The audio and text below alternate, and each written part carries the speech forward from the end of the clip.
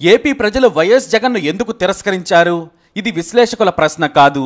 దాదాపుగా వైఎస్ జగన్ గద్గద స్వరంతో ఎమోషనల్గా ఏడుస్తూ అడిగిన ప్రశ్న. ఉబికి వస్తున్న కన్నీళ్లను ఆపుకున్నారు జగన్. ఎందుకంటే నేను నా అక్క చెల్లెమ్మలకు అవ్వతాతలకు ఎంతో చేశాను, నా వాళ్ళనుకున్నాను. డ్రైవర్లు, టైలర్లు, కార్మికులు, మహిళలు ఒకరేంటి, నేను అందరికీ ఎంతో మంచి చేశాను.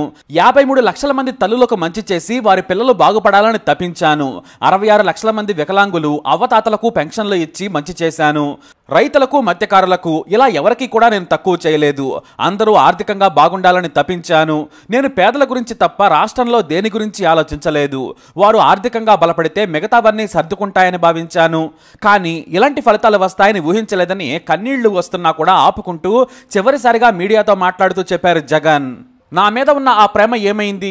జగనన్న అంటూ పిలిచేవారు. నా అమ్మలు, అక్కల ప్రేమ ఎటుపోయిందో తెలియడం లేదు. ఇంతటి ఆశ్చర్యకర ఫలితాలు వస్తాయని కలలో కూడా ఊహించలేదన్నారు జగన్. నేను సామాజిక న్యాయం చేశాను. మేనిఫెస్టోను భగవద్గీత, ఖురాన్, బైబిల్లా భావించి అమలు చేశాను. పేదల కోసం తాపత్రయపడ్డాను. మరి ఎంత చేసినా నా ఓట్లు ఏమయ్యాయో తెలియడం లేదు.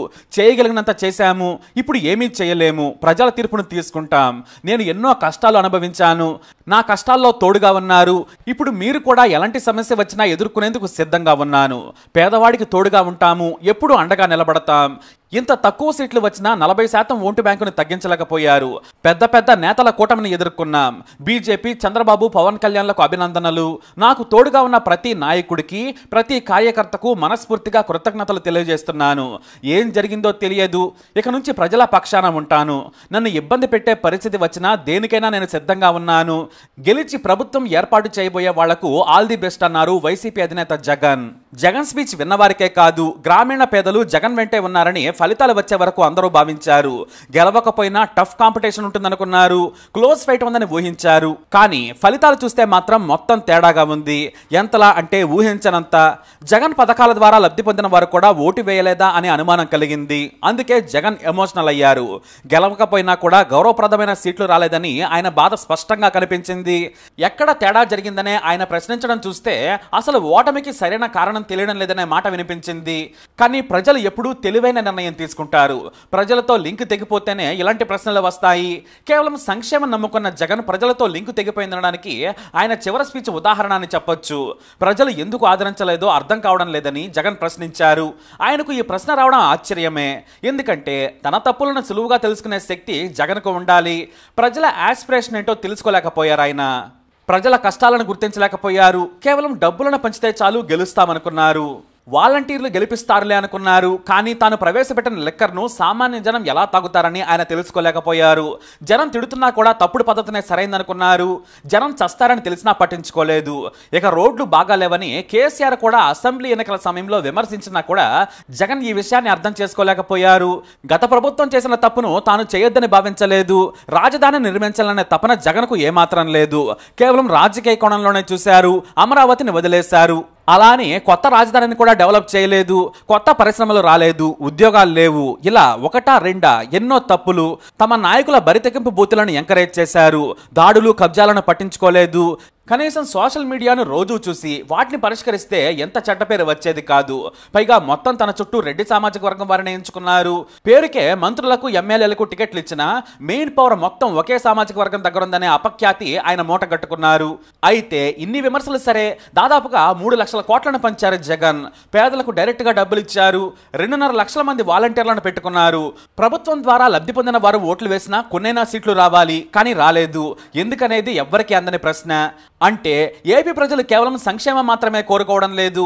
సరిపోయే సంక్షేమమే కాదు, తమకు అభివృద్ధి కూడా కావాలని తేల్చారు. రౌడీయిజం వద్దు, రాజధాని కూడా కావాలని కోరుకున్నారు. అంటే రేపు చంద్రబాబు నాయుడు అయినా సరే ఎన్ని సంక్షేమ పథకాలు ప్రవేశపెట్టినా కూడా ప్రజలు ఓట్లేరనేది నేటి ఏపీ ఫలితాలతో తేలిపోయింది. ఉద్యోగాలు కూడా వేయాలి. నాయకుల కబ్జాలు, నేరాలను కంట్రోల్ చేయాలి. రౌడీజం చేసే నాయకులను పక్కన పెట్టాలి. ఎలాగూ అధికారంలోకి వచ్చాం కదా అని అతి చేస్తే వైసీపీకి పెట్టిన గతే పడుతుంది అనడంలో సందేహమే లేదు. ప్రజలు చాలా తెలివిగా ప్రతి విషయాన్ని గమనిస్తున్నారు. సంక్షేమం మాత్రమే కాదు, ఆకాంక్షలను కూడా నెరవేర్చాలి. ఇప్పుడు పోలవరం నుంచి స్పెషల్ స్టేటస్ వరకు, రాజధాని నుంచి మౌలిక వసతుల కల్పన వరకు అన్ని జనం లెక్కలేశారు. నేటి ఎన్నికల ఫలితాలతో మరొకటి కూడా స్పష్టమైంది. జనం ఓర్చుకుంటున్నారని అనుకోవద్దు, అన్నింటినీ గమనిస్తున్నారు. తమకు అవకాశం రాగానే తొక్కేస్తున్నారు. ఎంతలా అంటే అధః పాతాళానికి. ఇక్కడ జగన్ అండుకోకు అదే జరిగింది. వైసీపీ ఎమ్మెల్యేలు ఓటర్ల మీదే బలుపు చూపించారు. ఒకడు ఓటర్ను కొడితే మరొకడు ఏకంగా ఓటింగ్ మిషన్లనే నేలకేసి కొట్టాడు. ఇవన్నీ కూడా ప్రజలు గమనించడం లేదు అనుకుంటే మాత్రం వాత తప్పదు. వైసీపీకి జరిగింది అదే. ఇక సీఎంగా తాడేపల్లి ప్యాలెస్ నుంచి ఆయన కదలలేదు. ఇప్పుడు బాబు కూడా ఆ పద్ధతి మార్చుకోవాలనేది ఇదో సంకేతం. చంద్రబాబు కూడా గెలిస్తే సొంత పార్టీ కార్యకర్తలకు కూడా దొరకడనే పేరుంది కాబట్టి అది కూడా మార్చుకోవాలేమో. మీడియాతో మాట్లాడాలి, మీడియా వేసే ప్రశ్నలకు సమాధానం చెప్పాలి. బయట ఏం జరుగుతుందో కూడా సీఎంకు తెలుస్తుంది. కానీ జగన్ అది చేయలేదు. మీడియాతో ఒక్కసారి కూడా మాట్లాడలేదు. అది తప్పే. సొంత పార్టీ నాయకులను జగన్ కంట్రోల్ చేయలేదు, బాబు కంట్రోల్ చేయాలి. తమకు అవకాశం వచ్చింది కదా అని దాడులకు తెగబడితే 5 ఏళ్ల పాటు సామాన్యులు మనసులో పెట్టేసుకుంటారు. దానికి వడ్డీ కూడా వేస్తారు. తర్వాత ఓటుతో ఊచకోత కోస్తారు. వైసీపీ జగన్ ఓటమికి పథకాలు తప్పులు ఒక కారణమైతే బూతులు మాట్లాడటం కూడా ఎవరూ సహించరు. అదంతా సోషల్ మీడియాలో ఎంటర్టైన్మెంట్గా చూశారు, కానీ చీకొట్టేశారు. చట్టసభల్లో ఉండి మంత్రులుగా ఉన్నవారు కూడా ఏపీ పేరును చెడగొట్టారనే కోపం ఉంది.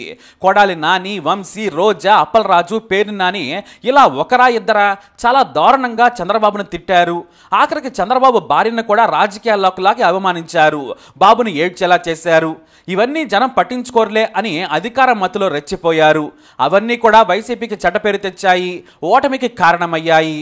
ప్రజలను తక్కువగా అంచనా వేసిన జగన్ అండుకో ఇప్పుడు గోర్లు గిల్లుకుంటున్నారు. ఎందుకంటే జగన్ వారిని కంట్రోల్ చేయాల్సింది.